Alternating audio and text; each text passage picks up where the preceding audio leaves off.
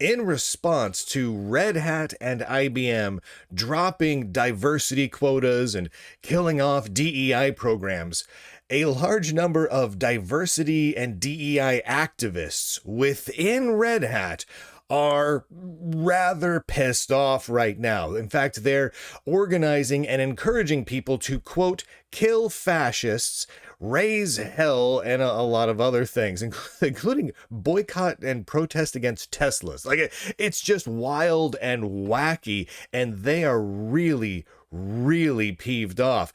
We've got a bunch of stuff here from additional whistleblowers with inside of both Red Hat and IBM showing all of the crazy antics going on from the DEI and the leftist activists inside of the Linux giant, and it's really ridiculous. This one really caught my eye, though. A group with inside Red Hat, they have a Slack channel called DEI Community, and that's where a lot of the extreme leftist activists organize inside of the company. Well, the chats with inside there have apparently been veering very far into the realm of promoting violence, extreme statements, and just kind of crazy stuff. Red Hat has internally a system where you can report ethical concerns, right? Like if you see an ethics violation within the company, they have a system where you can anonymously submit a report of ethics violations. Now, clearly, internal Red Hat employees calling for violence, calling for boycotting of fellow employees and all sorts of stuff. That's an ethics violation. There's no way that's not an ethics violation. So people have been reporting this to the human resources department at Red Hat, and those reports, they're being closed as fast as they come in, and no action is being taken against the people that are suggesting violence. I'm going to read one of them to you now because they've been sending in screenshots to me. This one was closed on April 8th, so that was 2 days ago. Description of the incident. The reported Slack discussion at hashtag DEI-community, which is their Slack channel, was shared or pinned approvingly by many members of the group. The document it links to begins with a frightening image that literally talks about killing fascists. Let me see if I can bring that up to you here. It says, this machine kills fascists. Okay. Later in the document, it includes in fascism, things like ICE raids, Tesla, transphobia, and even just simply religious values.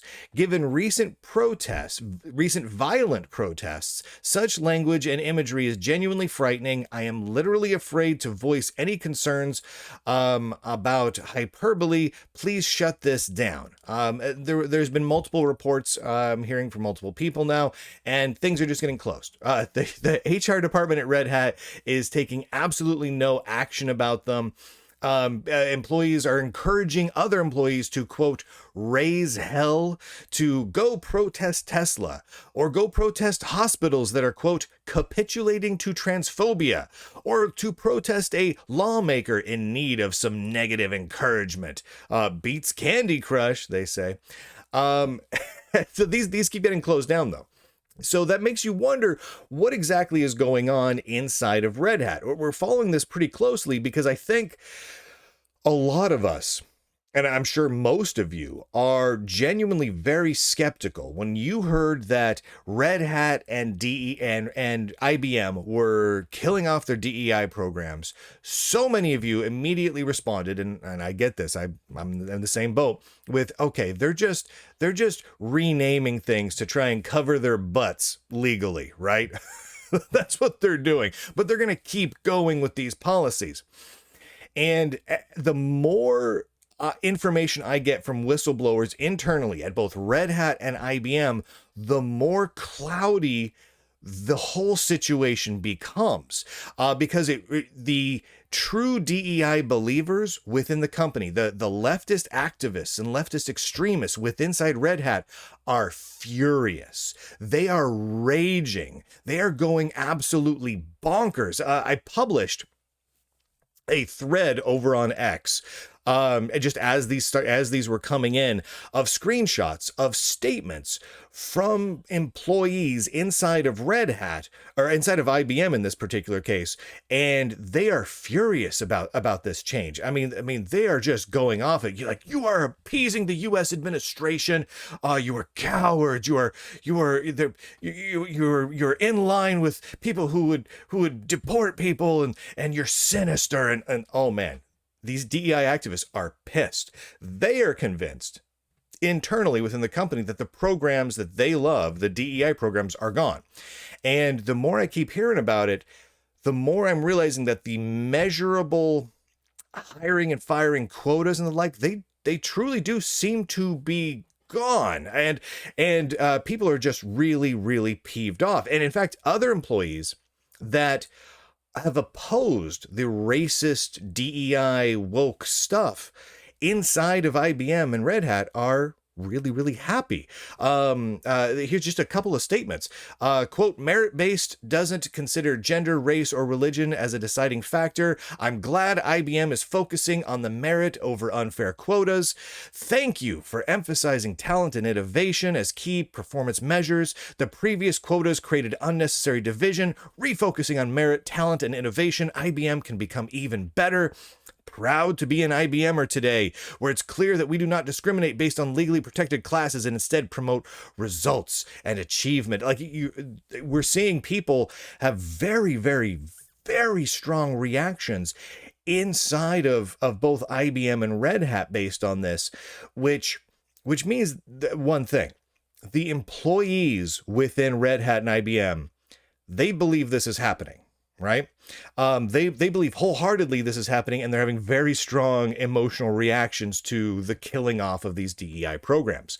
I've also heard from people who have been in some of the rooms as these discussions were occurring about when these get gotten rid of and when these programs should be tossed out and all that. And I've also heard that the word Lunduke has come up many times. And I'm going to tell you right now, that's gratifying. That means that the work we've been doing here at the Lunduke Journal to get the word out about all of this stuff, about all the leaks from Red Hat and from IBM, it had a real impact. Now, I mean, that obviously the Lunduke Journal cannot take credit for all of this. There's been several law firms working on this. There's been dramatic change in the political environment. President Trump getting elected and signing executive orders. There's been public pushback and scrutiny. There's just been a lot of activity in this way. And so the Lunduke Journal cannot take credit for all this, maybe a tiny, tiny fraction. But it does feel gratifying that a lot of the coverage that the Lunduke Journal has been putting out over the last year and a half of all the mountains of leaks of evidence, of the slideshows and the videos and the emails and everything, has helped to bring this about. And so we're making real change here. This is a real positive impact on these big tech companies, which have a dramatic impact on the whole tech industry, open source, and Linux in particular, because Red Hat is, I mean, a giant within the industry. One thing that I find interesting in all this, though, is that several things I find interesting in all this. First is inside the companies. So let's just narrow in on Red Hat for a moment. There are still clearly people who are promoting DEI stuff within the company. There are still clearly people, at least in the human resources department of HR, that are running cover and protecting even violent encouragement, like encouraging people to commit violence, to kill fascists. They're protecting that within the company. That's not good, right? That's a real problem. And there's so many just true DEI believers inside Red Hat. It does leave one very skeptical about what the long-term health of the company can possibly be when they have so many people within their company that are that racist, that sexist, that bigoted, that excited about violent discrimination. How can a company possibly have a good long-term future when that's the case? But there's also obviously a lot of people who are pretty jazzed about what is happening and encouraging it and fighting for getting rid of the discrimination. So it's like a civil war. I mean, we've got very much a chaotic situation right now at both Red Hat and IBM, where some people are furious and literally threatening to murder people, and other people are keeping their heads, keeping calm, and just proclaiming that, merit is back. Hooray! Let's push forward. The fact that HR is covering up some of these complaints, that's concerning. We'll see how this goes as time goes on. It's also worth noting, where do I have this here? It's also worth noting that the DEI community Slack channel still exists. As of sometime in the day yesterday was the last time I spoke with one of the Red Hat whistleblowers. So that Slack channel still existed. So while they are getting rid of, and we can see this in the web pages and the documents, they are clearly getting rid of not just diversity talk, but discussions around quotas and DEI and everything else. Some of it does still exist. And it seems to be some of it gets removed every day. So I think we need to just kind of watch what Red Hat does, watch what IBM does over the coming days and really weeks, because this is going to be a long-term thing. I want to see long-term change within this company. And I want to see them improve, right? Not be so discriminatory. But I don't, it's not there yet, right? So we're just going to watch. We're going to keep close tabs on them as we go. The other thing I want to mention, and this is truly bizarre. As of when I'm recording this episode, which is on Thursday, April 10th, around the middle of the afternoon, early afternoon. As of right now, the Lunduke Journal is the only tech news organization on Earth that has reported any of this. That's weird, because this is extremely big stories in terms of the impact that it has, not just on both Red Hat and IBM, which impacts hundreds of thousands between the two of them, tech workers, hundreds of thousands across the globe, and very heavily in the United States. Hundreds of thousands of IT workers, and on top of that, this also has an impact on what other companies do, because many companies have been looking to IBM and to Red Hat, because they're getting sued, to see what those companies were going to do about DEI, about woke politics, about diversity quotas, and some of the illegal discriminatory practices that they were being sued for. People were looking to them saying, what are they going to do? So this is going to have an impact on what other companies do, because other CEOs, other boards of other companies are going to look at this and say, okay, this is the way IBM and Red Hat are going, for legal reasons, for political reasons, for business reasons, whatever.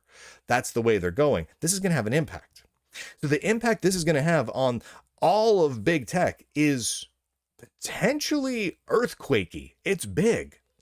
And the impact that this is going to have on open source cannot be understated.